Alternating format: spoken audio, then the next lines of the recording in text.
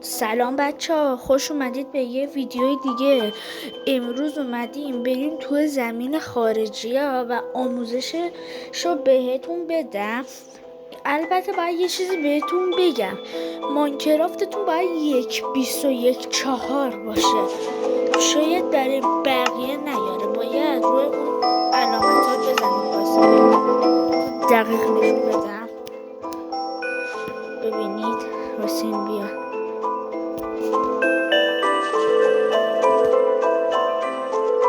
روی این علامت ها بزنید، روی یه دونه از اینا باید بزنید دیگه. بعد اگه شاید بیاره روی یه دونه از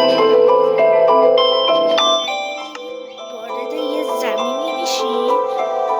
بعد بگم کدوم زمین خوبه.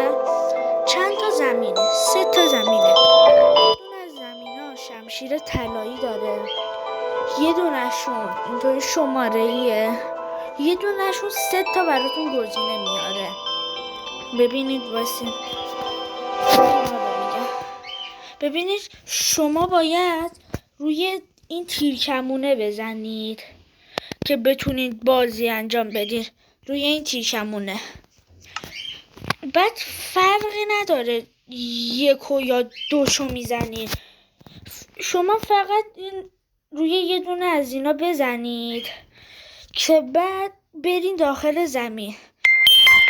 یه دونه‌شون رو میزنم ببینید چی میشه. وایسین بچه ها، ببینید داره میره داخل زمین. ببینید بچه داره میره داخل زمین. هر اینها این نوشته هست، یه نوشته سفیده. بعد هر موقع داشت میرفت داخل بازی این علامت میاد. این علامته یعنی شما وارد زمینه شدین. بعد میرین داخلش. 2 تا مدل زمین داره، نگاه کنید بچه.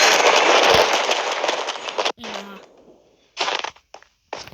2 تا زمین داره که هر کدومش یه دونه جداست. لایک و سابسکرایب فراموش نشه. تا ویدیوی بعدی، خداحافظ.